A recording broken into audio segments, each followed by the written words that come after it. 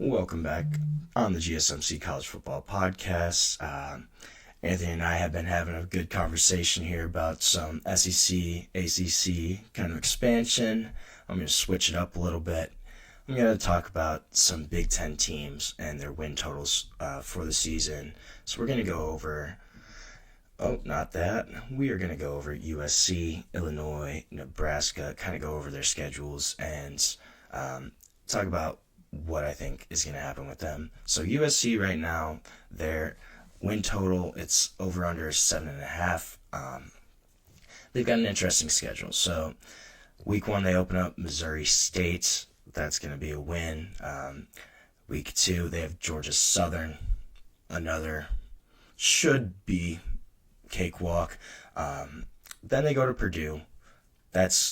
Purdue hasn't been great the past few seasons. I think USC wins that game. And then they have Michigan State at home. I think that's another win. I think USC starts off 4-0 in the season. But then they go to Illinois September 27th. Illinois' got a really good roster this season. Brings back Luke Altmaier for another year as the starter. I think this is going to be a game that USC probably loses in Champaign. USC then has a bye October 11th. They come back home, play Michigan, and Michigan, I think they're going to have a better season than last year, I believe. They had some really good momentum at the end of the year, beat Ohio State in the shoe, then went on beat Alabama in their bowl game. So I think Michigan comes in and beats USC in California. Then after that, USC has to go play Notre Dame in South Bend. I think they continue their losing streak then. So they're going to go into Nebraska in November, I say at 4-3. It's going to be a crucial point of the season. They're going to go play at Nebraska. Nebraska had a pretty solid season this past year, but I think USC kind of gets their stuff together after that stretch. Does beat Nebraska at home. They go, or on the road, I'm sorry. Then they go back home. They play Northwestern. Northwestern has kind of struggled. They've also had the hazing lawsuit kind of being settled this year. I think there's going to be a few distractions at Northwestern. I think USC wins that game as well. November 15th, USC's got Iowa at home. Now, Iowa's going to be a tough team this year. Not really sure how they're going to go. Obviously, their offense has kind of been changing. Brian Ferentz finally out as offensive coordinator last season. And we'll see if Iowa actually looks like they have an offense at all. That's kind of been the question for about 20 years for Iowa, is whether they have an offense or not. I think they're going to be decent this year, but I do think USC does pull out that game. At that point in the season, they're going to be only have a couple losses. They got 2 games left after that. They have to go to Eugene, Oregon, play Oregon. I think that's going to be a tough game for them. Oregon's going to be really solid again this year. They have a ton of talent on both sides of the ball. First-year starter Dante Moore. But Dante Moore is a 5-star, played a lot as a true freshman at UCLA.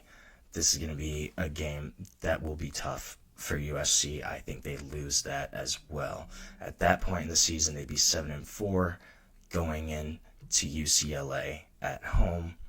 UCLA, I think, is going to have another tough year in the Big Ten. Probably been the West Coast team that has struggled the most since joining the Big Ten. I think that's going to continue this year. And I think USC does pull it out over UCLA in rivalry week. So I think USC goes 8-4 this season. They do go over that 7.5 win total, but just barely.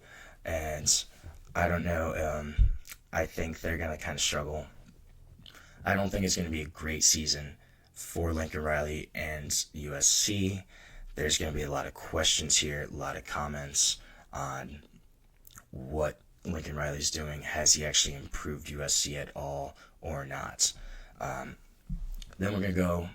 So USC ends up 8-4. And all these teams, their win totals are 7.5 games. So they're kind of all in the same boat. According to Vegas, they're kind of all grouped together. So USC, I think, goes 8-4. They get over, but just barely. And then I think the calls for Lincoln Riley to be gone get louder and louder. Moving on to the Fighting Illini. This is a team that's feisty. I like them a lot. Brett Bielema, head coach. You have Luke Altmaier coming back. You have a lot of talent on both sides of the ball.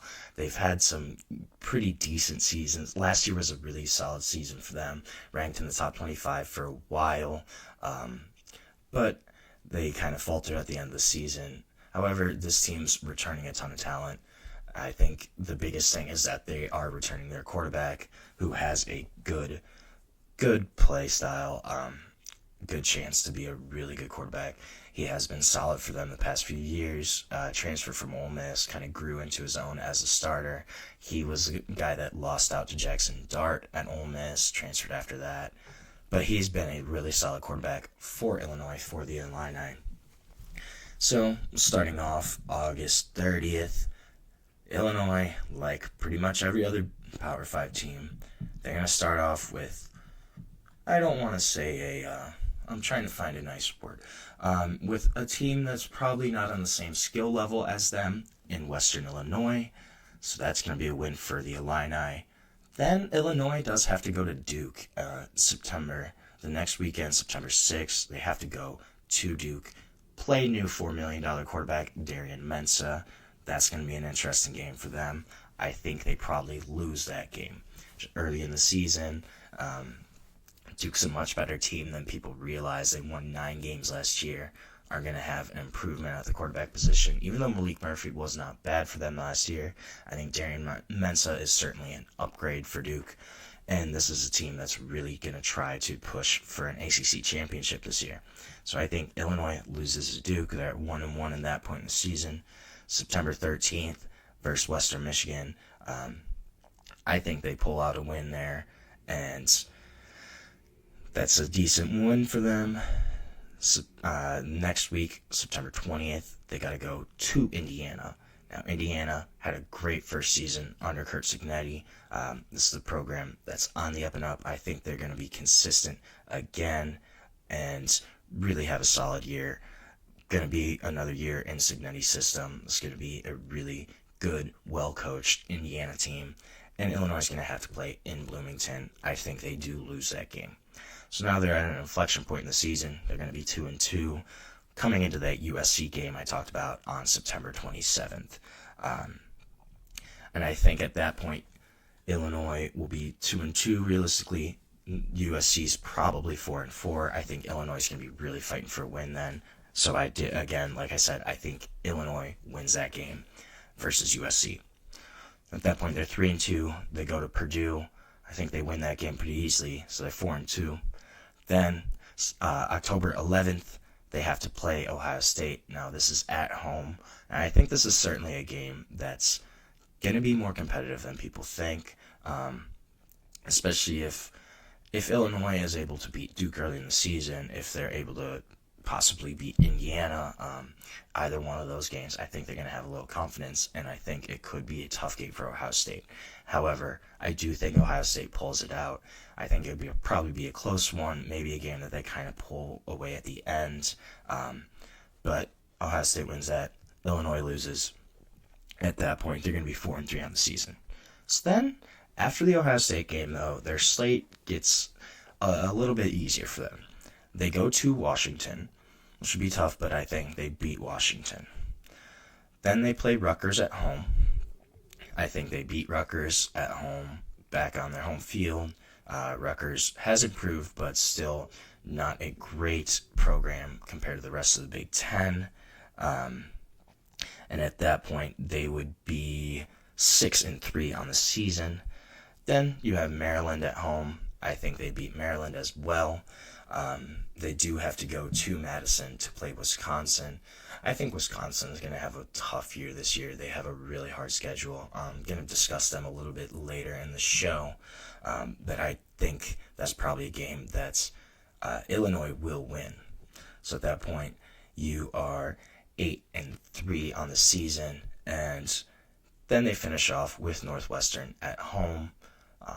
Again, I think Northwestern's going to kind of struggle. I think that's a win for Illinois. I think they're a 9-3 team, and maybe a team that's knocking on the door of the college football playoff, depending on how some of those toss-up games shake out. I think if they beat Indiana and or Ohio State, that's going to be a really big win for Illinois. That's going to be a big resume-boosting kind of moment. But this Illinois team, I think, is legit. I think they're going to be 9-3 this season. And I don't know. That's just my personal guess. Could be wrong. But I think I like this Fighting Illini team a lot. They had a good year last year. I think they're going to build on it this year. And I think they're probably going to be better than USC. They're going to be a 9-3 team. I think they could compete for a college football playoff spot, depending on how things kind of shake out. Big Ten's obviously really difficult conference, but they avoid Penn State, they avoid Oregon, they avoid Michigan. So the schedule's kind of set up for them to succeed at some point. Now, Nebraska is my last Big Ten team I want to look at. So their win totals plus minus 7.5. And this is a team that's going to return Dylan Raiola, going to return Matt Rhule as the head coach. And they had a decent year last year. They started off really hot, kind of fell off towards the end of the season. But they're kind of projected in this same neighborhood as USC, as Illinois. So we're going to start off August 28th. They're playing at Cincinnati. I think they win that game. I think that's kind of a toss-up. Cincinnati's kind of struggled the past couple of years, especially since joining the Big 12. But they certainly could have a bounce-back season. Nebraska has to play there. Not that Cincy's the toughest place to play, but still an away game, week 1. It's tougher than people think. They come back home after that Cincy game. They have Akron at home. Sorry, Zips, but I think Nebraska's going to roll through you there. Then you got Houston Christian at home as well. Houston Christian, home of Bailey Zappi, and I forget their offensive coordinator's name, but they both went to Western Kentucky and lit up the FBS, but that was from Houston Christian a couple years ago. Unfortunately, Houston Christian, I also think Nebraska beats you at home. So at that point, Nebraska's 3-0, and they play Michigan at home the next week. I think they lose that game against Michigan. Michigan's kind of an interesting team this year. Not really sure. They obviously struggled last season. They were a 500 team until basically the last 3 weeks of the season. Ended up 8-5 after beating Ohio State, beating Alabama. So they have a ton of momentum. I think they beat Nebraska at Nebraska. At that point, Nebraska's 3-1 on the season. So then they have a bye. Then they have Michigan State at home. I think they regroup. They win that game. They're 4-1. After that, they go to Maryland. I think they beat Maryland at Maryland. Maryland's kind of a toss. I think so. So they go to Maryland October 11th. Then October 18th, they go to Minnesota. I think one of those two games, Nebraska will lose. I'm not sure if it's going to be the Maryland game or the Minnesota game, but I think one of those two road games, they do not come unscathed from that 2-game road trip. They will lose at least one of those two. Currently, I have them beating Maryland and then losing to Minnesota, but I could also definitely see the flip side of that where they lose to Maryland and then beat Minnesota. I don't think they go 0-2 on that road trip, but I do think they lose at least one of those two games. So after that kind of stretch, they would be 6-2. Then they'd go to Northwestern, or they'd have Northwestern back at home. I think they beat Northwestern. Then they do have that November 1st matchup against USC. I think USC is going to bounce back here. Nebraska is a really tough place to play, but I do think USC will kind of bounce back. So Nebraska, I think, loses that game. At that point, they are going to be 6-3 on the season. Then they have to go play at UCLA. I think, again, UCLA kind of struggles this season, and Nebraska's able to pull that one out. Then they have a bye, and then, I'm sorry, November, I was looking at 11, so thinking November, it's the month 11. November 22nd, there we go, that's better. November 22nd, they play at Penn State. They got to go to Happy Valley. That's a really tough place to play. I've seen a game live there, and that's a really difficult place to play at. So I think Nebraska loses that game. Then they finish out with Iowa. This is kind of a toss-up, but I think Iowa probably beats them at home too.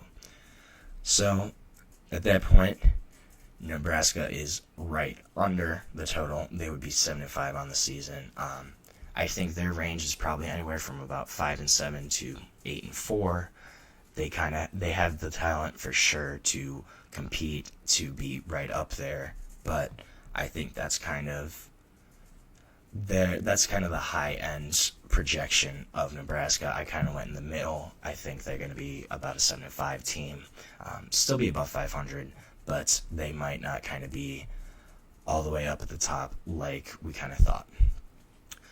So we're going to take another short break on our show, and when we come back, we're going to talk about some coaches on the hot seat. So stick around, stay tuned on the GSMC College Football Podcast.